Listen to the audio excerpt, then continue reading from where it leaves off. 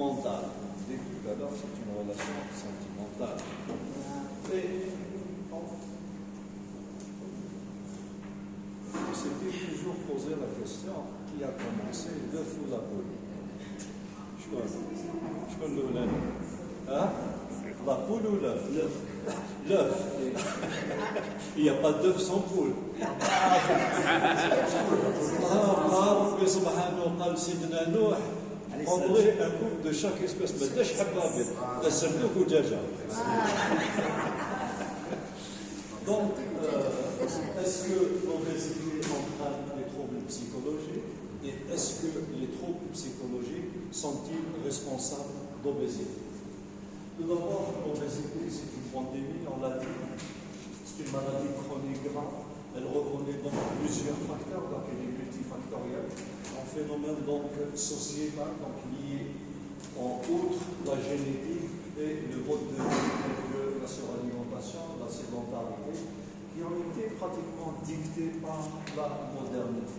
Donc en Algérie, la prévalence, elle est grimpante, donc souvent associée à des comorbidités. L'obésité, j'ai dit que c'est une maladie chronique et qui entraîne donc beaucoup de complications, que ces maladies donc soient métaboliques, cardiovasculaires, mécaniques, notamment osseuses, néoplasiques, mais aussi mentales, parce que certains troubles mentaux sont à la fois cause et conséquence de l'obésité.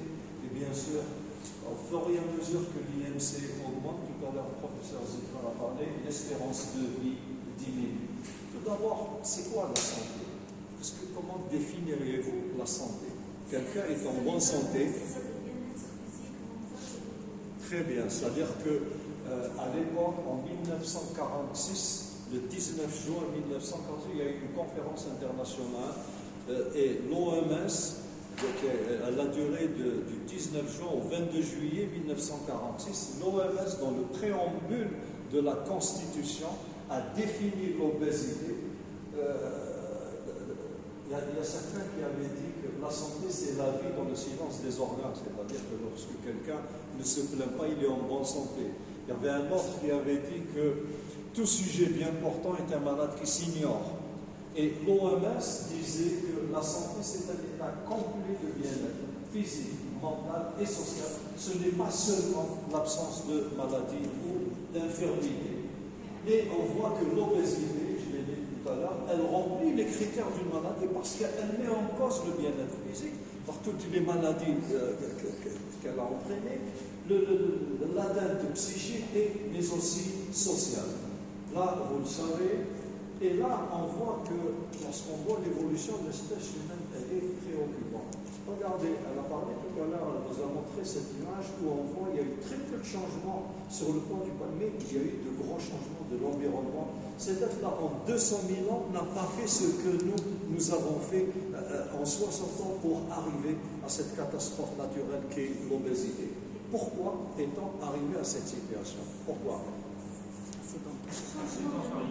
Changement de mode de vie, sédentarité, la modernité, oui, le stress, la mécanisation de la vie, les fast-food.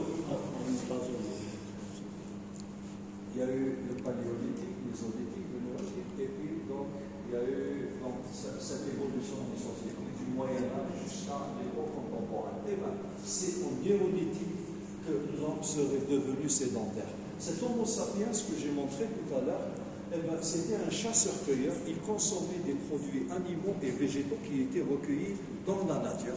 Et puis, quand il n'y avait plus rien, il allait explorer d'autres territoires à la recherche de sa nourriture. Donc, c'était quelqu'un qui se déplaçait beaucoup. Donc, chasseur-cueilleur, mais aussi prédateur.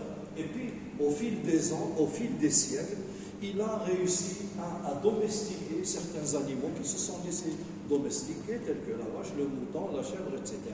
Et puis, il a commencé à développer l'agriculture. Et sa nourriture, qui était variable, est devenue stable parce qu'il savait ce qu'il allait manger à la saison prochaine. Et puis, avec le temps, donc, ils sont sortis des grottes où ils habitaient, ils ont bâti des huttes sur ces terres, et c'est ces terres-là qui a marqué le début de la sédentarisation. Donc ils ont commencé à s'implanter dans un territoire donné. Et bien sûr, ils sont devenus des villages, et les villages qui sont devenus les grandes villes que nous connaissons aujourd'hui. Avec le temps, il y a eu la révolution industrielle, avec les frigos, les congélateurs, l'homme a appris à stocker. Et bien sûr, sa nourriture qui est stable est devenue suprastable. Et ce qui illustre un petit peu ce consommateur qu'on pourrait appeler l'homo modernus, l'homme moderne, qui est obèse, buveur, fumeur et sédentaire. Que s'est-il passé? Chez nous, en Algérie, on a connu la transition épidémiologique. Avant, nous, il y a une quarantaine d'années, j'étais encore ici à Médéa, on avait connu des épidémies de fièvre typhoïde, choléra, etc. On était confrontés aux maladies transmissibles. Et puis, on a vu ces maladies régresser, on a vu émerger ce qu'on appelle les maladies chroniques non transmissibles, que sont le diabète, le cholestérol, les maladies cardiovasculaires, les cancers, etc. Et deux facteurs ont contribué à cette transition. Il y a eu tout d'abord la transition démographique, avec le vieillissement de la population. Celui qui est né en 80, il a maintenant 44 ans. Donc, il y a une inversion de la pyramide des âges. Et puis, il y a l'allongement de l'espérance de vie. L'espérance de vie qui était de 47 ans dans les années 60, elle est passée à 78 ans en 2020 chez la femme. L'homme un peu plus, les femmes, vous vivez plus que nous. Et le deuxième facteur, c'est la transition nutritionnelle, où on est passé du régime méditerranéen, ce qu'on pourrait appeler donc à une occidentalisation du mode de vie. Et ça, ce qui a abouti à une épidémie d'obésité, qui a donc donné naissance à toutes ces maladies auxquelles on est confronté actuellement. Le rôle de l'alimentation, c'était toujours posé, le rôle de l'alimentation sur la santé. Et bien, les aliments, c'est un peu le carburant de notre organisme, mais maintenant, ça dépend. Quand je mets l'essence, on met pour rouler. L'alimentation, Hippocrate, 400 ans avant Jésus-Christ, disait déjà que ta nourriture soit ton médicament, que ton médicament soit dans ta nourriture. Tu feras de ta nourriture ta première médecine, c'est-à-dire ton premier traitement. Le deuxième exemple, c'est ce qu'on avait, c'est ce régime méditerranéen, ce régime crétois, parce qu'il y a une étude qui a été faite en Crète qui avait montré 3,6% de décès contre 97% en Finlande, grâce à ce régime qui est un modèle nutritionnel que l'UNESCO a classé en 2010 dans la liste du patrimoine culturel immatériel de l'humanité. Et voilà l'occidentalisation du mode de vie. Donc on a tourné le dos à ce régime et on a allé vers la coca-civilisation, que je dirais la coca-colonisation. Et nos repas sont déstructurés, nous sautons le petit déjeuner, nous ne mangeons pas ou très peu à midi, un moment où nous nous dépensons, nous mangeons trop le soir à un moment où on est au repos, et on s'étonne pourquoi on prend du poids. C'est comme de l'argent que vous mettez dans une banque et ça ramène des intérêts. Donc, faible consommation de fibres, protéines végétales, forte consommation de soda, graisse, pâtisserie. Nous mangeons beaucoup plus que nos besoins. Avec la mécanisation de la vie, la sédentarité, eh ben, nous allons vers une diminution de l'espérance de vie. Donc, ce qu'on a gagné, on va prendre le chemin inverse. Et voilà la maladie. Donc, j'ai montré tout à l'heure cette plaque que l'obésité, c'est la conséquence d'une balance énergétique positive. Ça veut dire que les apports caloriques sont excessifs par rapport à des dépenses énergétiques qui sont insuffisantes. Maintenant, on rentre dans le vif du sujet, les troubles psychologiques. Donc, sont-ils cause ou conséquence de l'obésité? Tout d'abord, il y a une relation entre l'obésité et les troubles mentaux. Ça, c'est connu. C'est des maladies qui sont très, très souvent associées. Les troubles mentaux sont fréquents, retrouvés chez les personnes obèses, et l'obésité est souvent associée à des troubles mentaux. Donc, et puis certains troubles sont à la fois cause et conséquence de l'obésité. Mais la prise de poids n'est pas retrouvée dans tous les troubles mentaux. Ça veut dire qu'il y a toujours des exceptions. Les causes sont multifactorielles, comportementaux, psychologiques, sociales, biologiques. Les causes, les voilà, je vais Et lorsqu'elle est là, regardez les complications, toutes les complications de l'obésité. Là, quels sont maintenant les facteurs, les déterminants psychologiques de l'obésité? Vous savez, les troubles mentaux, c'est un peu la face cachée de l'iceberg.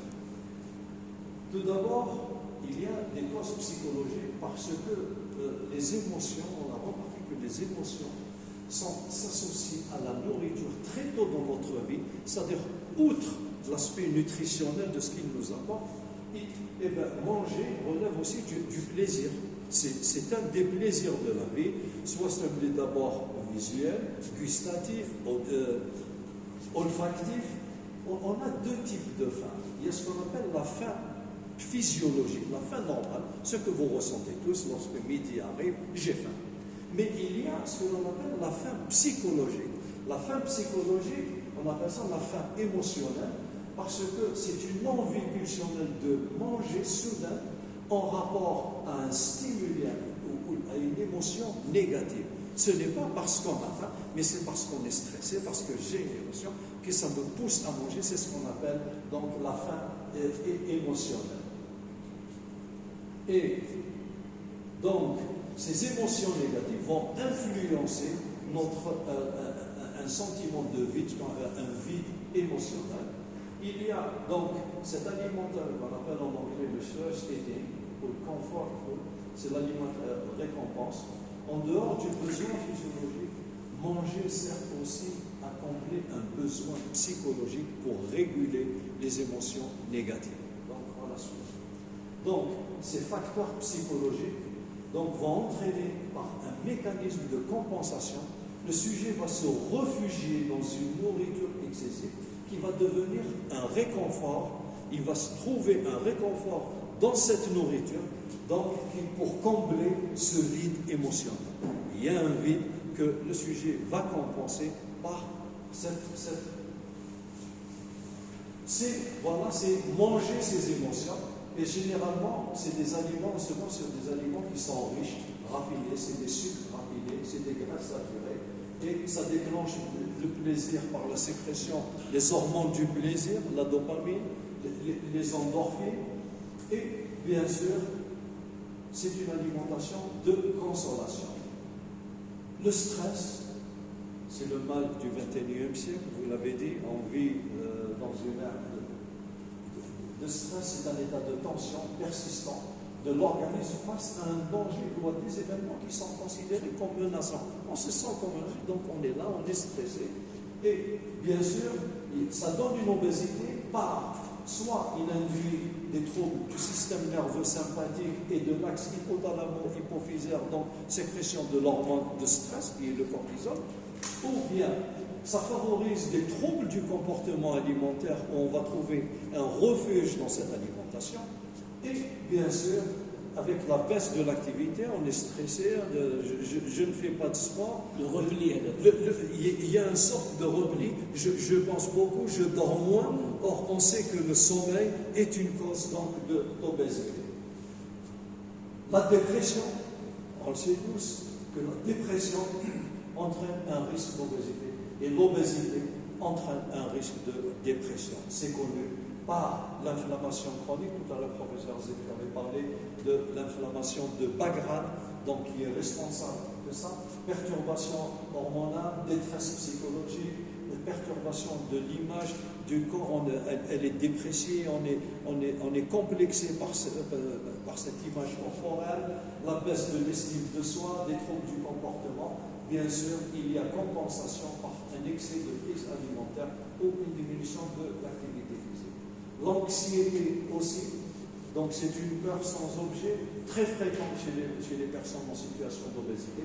Et la nourriture, l'anxiété, la nourriture devient un anxiolytique. Donc ça permet donc de combattre cette anxiété, donc pour chasser l'angoisse avec prise pondérale. Les traumatismes psychologiques, c'est des événements choquants pour la vie d'un individu, ce qu'on appelle le stress post-traumatique.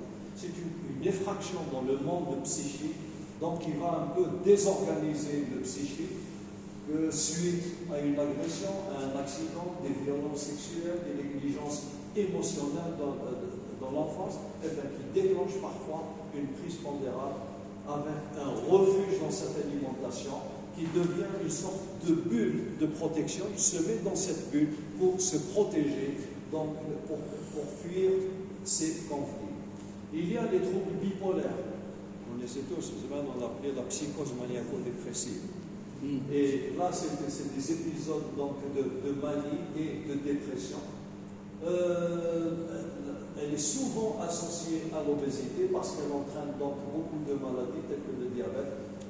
Et il y a les troubles de la personnalité limite qu'on appelle le borderline. C'est une instabilité et une hypersensibilité dans les relations interpersonnelles avec des fluctuations de l'humeur qui passent donc d'humeur extrême, l'impulsivité, l'hyperémotivité, donc souvent consécutif à un trauma, qu'il soit physique, sexuel, des négligences émotionnelles. Donc on a recours à des compulsions alimentaires, donc qui vont être responsables de l'obésité. L'autisme aussi.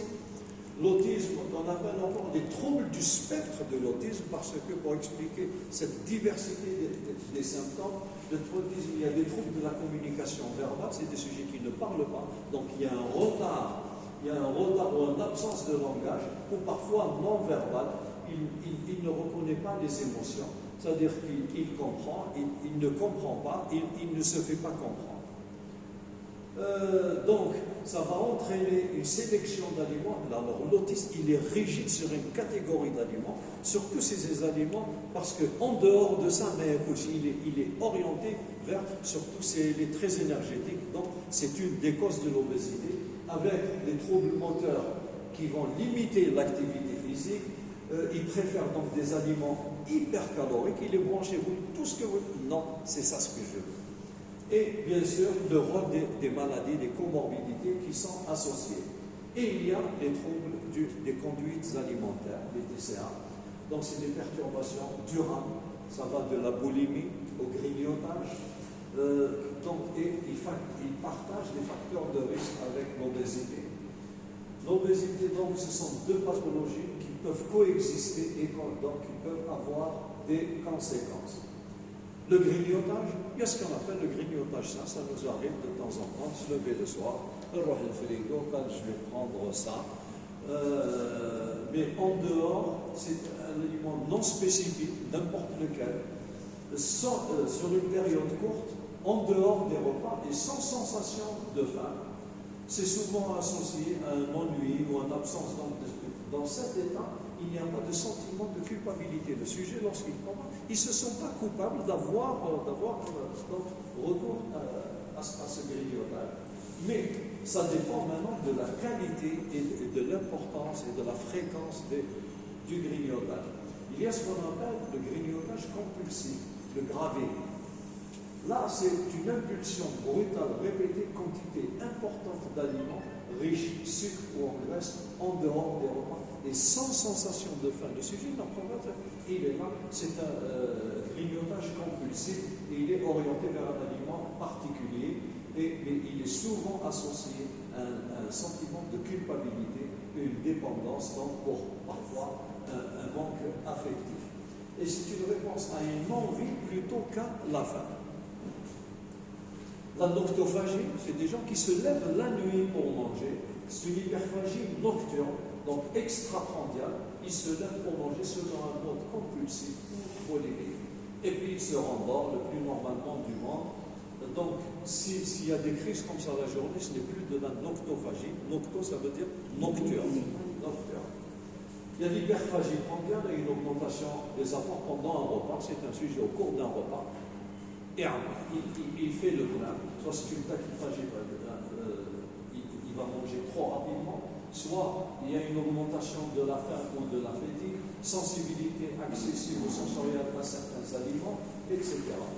La boulimie, vous la connaissez, consommation rapide, excessive, incontrôlée.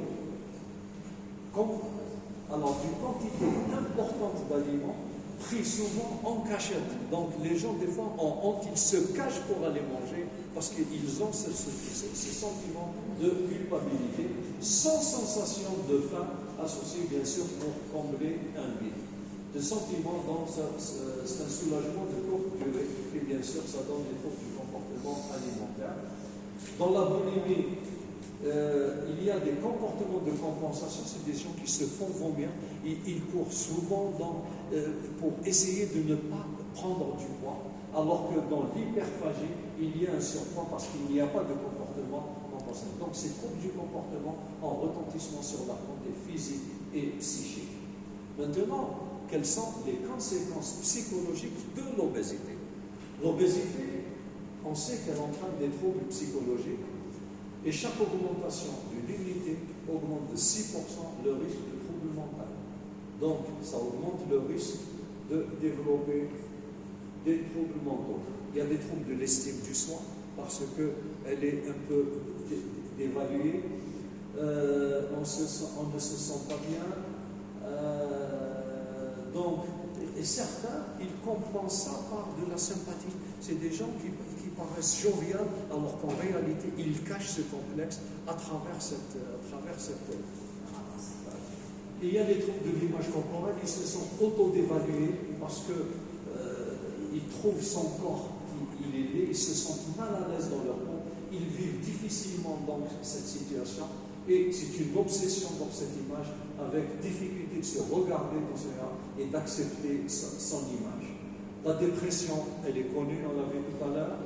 La discrimination sociale, donc les obèses sont un peu discriminés, des difficultés à l'embauche, des problèmes pour le mariage. Donc ils ont des difficultés sociales et ils se sentent agressés par le regard des autres. Ils se cachent, ils cachent leur corps. Et puis, il y a la stigmatisation, le regard réprobateur de la société. Donc, vous voyez que cette stigmatisation, elle ne produit pas, mais elle l'aggrave. Parce que, dès que vous prenez, il y a une stigmatisation, vous augmentez, il y a une dévaluation, comportement compensateur, prise de poids, et ainsi de suite. La grossophobie, c'est l'association, c'est la discrimination et la stigmatisation. Le traitement, la prise en charge psychologique, l'aspect psychologique, la prise en charge, c'est un élément très important dans la prise en charge de l'obésité, parce qu'il faut une évaluation des facteurs déclenchants. Parce que dans une prise en charge, il faut voir qu'est-ce qui a déclenché cette obésité. Donc, améliorer l'estime de soi, aider à la gestion des dysrégulations émotionnelles et comportementales, restriction cognitive, avec des accompagnements pour éviter les pensées dysfonctionnelles. Je vais montrer tout à l'heure cette plaque.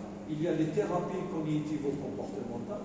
C'est une approche psychothérapeutique qui est très efficace dans la prise en charge donc, des troubles du comportement. Elles sont basées sur l'observance et la régulation des liens entre la pensée, les émotions et les comportements problématiques et essayer de modifier la façon de penser et les sentiments éprouvés par la personne. Il y a l'hypnothérapie, l'hypnose, on utilise l'hypnose. Il y a des techniques de relaxation, telles que la technique de relaxation de Jacobson. Donc on met un muscle sous tension pendant une dizaine de secondes et puis on le relâche et on parle pratiquement tous les muscles de l'organisme. Ça entraîne une sorte d'une relaxation. Il y a le MDR, c'est la désensibilisation par des mouvements oculaires. On fait faire des mouvements oculaires tout en pensant au traumatisme. Donc on arrive, elle a été validée par la Haute Autorité de Santé, l'OMS en 2013 et l'INSERM. La sophrologie, la même chose. Les thérapies familiales, lorsque la famille est impliquée. Les autres traitements, il y a le traitement médical, on en a parlé tout à l'heure, le traitement chirurgical, et il y a l'hygiène de vie. Parce que quand on dit régime, régime est synonyme d'interdit, privation, frustration. Non, ce n'est pas un régime, c'est une alimentation saine, donc qui repose sur la variété, l'équilibre, la modération, et c'est quelque chose qui s'inscrit dans la durée. Tout à l'heure, le professeur Zephyr avait parlé de l'alimentation inflammatoire, parce qu'on sait que l'alimentation pro-inflammatoire augmente l'inflammation chronique, bien sûr, chez les personnes qui sont en surpoids obèses, et ça expose à toutes ces maladies. C'est une inflammation de bas grade. Donc, éviter les aliments pro-inflammatoires, favoriser les aliments inflammatoire. Le traitement non médicamenteux, c'est la gestion du stress, l'activité physique, le temps de sommeil, le microbiote. Et le microbiote, vous savez, c'est un organe à part entière. Vous savez qu'ici, il y a 100 000 milliards de germes dans l'intestin. Et si on devait le peser, il pèserait 1,5 kg.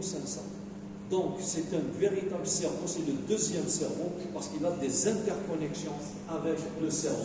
Et regardez son rôle: protection contre les gènes pathogènes, synthèse de certaines vitamines, développe le système immunitaire, l'angiogénèse intestinale. Mais lorsqu'il est déséquilibré, on appelle ça une dysbiose par les médicaments, les anti-inflammatoires, l'alcool, etc. Et regardez les conséquences. Toutes ces maladies sont en rapport avec un déséquilibre du.